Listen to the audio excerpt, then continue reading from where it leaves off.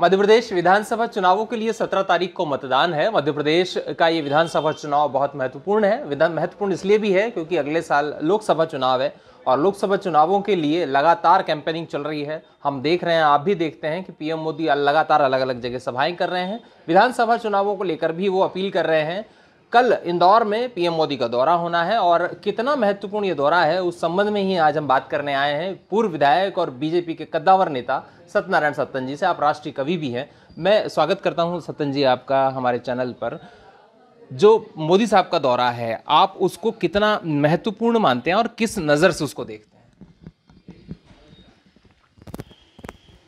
देश के प्रधानमंत्री के रूप में रह कर के अपनी पार्टी को यशस्विता प्रदान करने के उत्तरदायित्व का निर्वाह तो उन्होंने कर ही लिया है।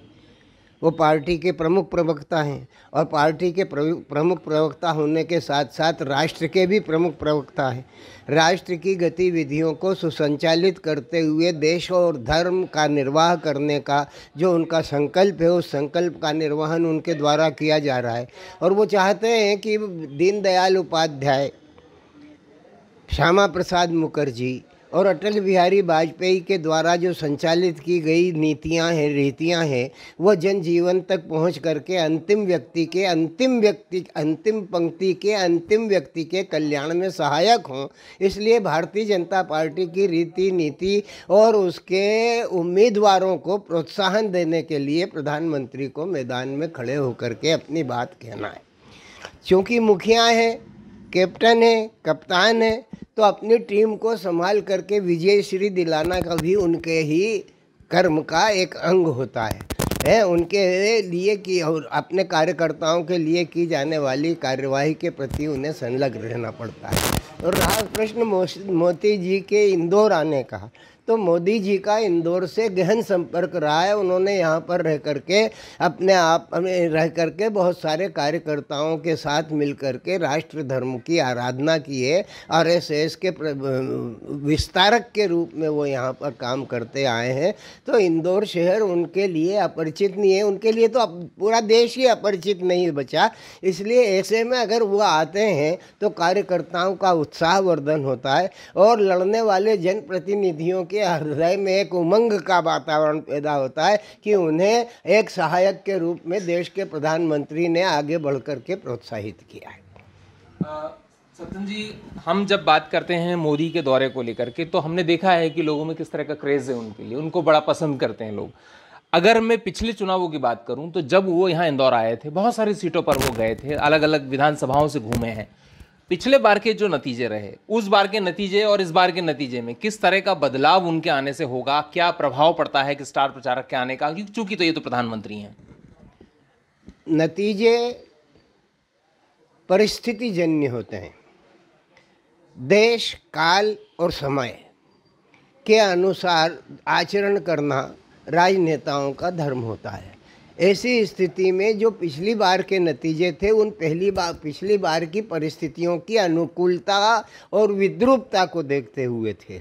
इस बार की जो नतीजे होंगे वो आप मोदी जी और मध्य प्रदेश में भारतीय जनता पार्टी की सरकार के द्वारा किए हुए कार्यकलापों की विवेचना स्वरूप होंगे।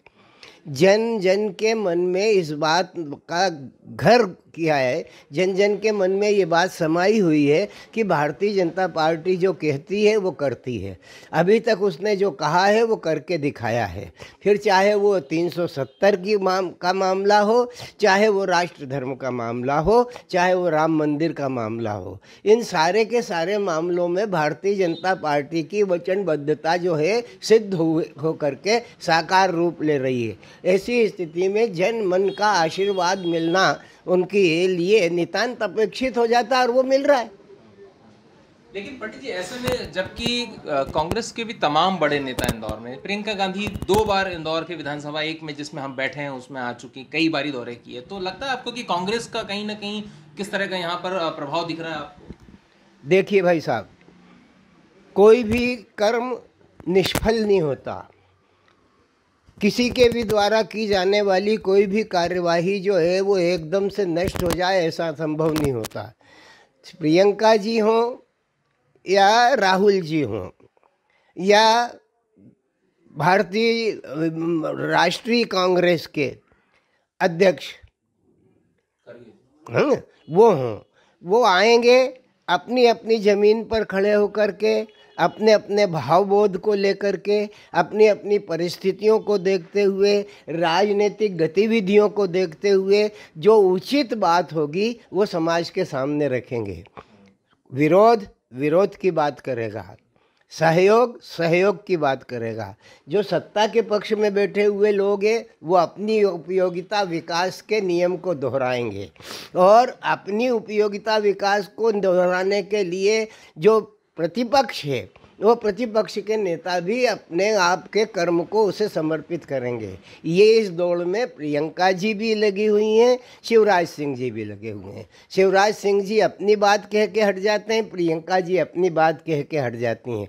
दोनों को अपनी अपनी बात कहने का अधिकार प्रजातंत्र ने दे रखा है, लेकिन उन दोनों की बातों को स्वीकार करने का जो मनोभाव है वो जनता के पास है। जनता निर्णायक तत्व है, जनता सबको सुनती है और जनता सबको सुनने के बाद निर्णय लेती है। तो उन्होंने अपनी अपनी बात, प्रियंका जी ने भी कह दी है, शिवराज सिंह जी ने भी कह दी है। अब किसकी बात को जनता हृदयंगम करके व्यवहार रूप में व्यवहृत करती है, यही चुनाव का अंतिम लक्ष्य होगा। पंडित जी, आखिरी सवाल आपकी बात से मैं शुरू कर रहा हूँ। आपने जैसा बताया कि शिवराज जी हों या प्रियंका जी हों या मोदी जी, जिसका भी प्रभाव इस क्षेत्र में जिस जनमानस पर जैसा पड़े उसका रिजल्ट वैसा आएगा।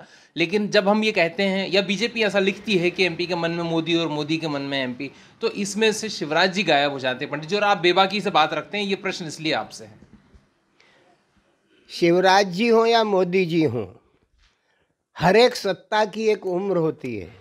कांग्रेस ने जितने वर्षों तक अपना राज्य किया उसके बाद लोगों ने उसे नकार दिया। भारतीय जनता पार्टी हो या कांग्रेस आई हो या अन्य कोई राजनीतिक पार्टियां हों, जब तक वो जन मन को रुचिकर हैं तभी तक वो स्थायी हैं, और उनकी एक भी खामी उनकी सारी खूबियों को डुबा देने में कामयाब हो जाती हैं। तो अभी इस लड़ाई में और किसी भी लड़ाई में जहाँ पर मत की लड़ाई हो वहाँ पर जनमत ही महत्वपूर्ण होता है, पार्टी मत महत्वपूर्ण नहीं होता, अपने संगठन का मत महत्वपूर्ण नहीं होता। संगठन का मत जो है जनता को शांति, सुख और सुविधा प्रदान करने के लिए लिया जाता है। जनता उस शांति, सुख और सुविधा को प्राप्त करने के लिए कितने प्रतिशत उसके प्रति लगाव रखती है, ये मतदान तय करता है। बहरहाल आपको बहुत बहुत धन्यवाद पंडित जी। तो ये मेरे साथ थे सत्यनारायण सत्तन जी, जो बता रहे थे कि किस तरह से पीएम मोदी का दौरा इंदौर और मालवा निमाड़ के लिए महत्वपूर्ण है, और किस तरह से अब ये इलेक्शन जो है 3 तारीख को चूंकि नतीजे हैं, उसके बाद ही यह तय होगा कि जनमानस का जनमत किसके साथ है। नीरज के साथ उमेश भारद्वाज, एबीपी लाइव इंदौर।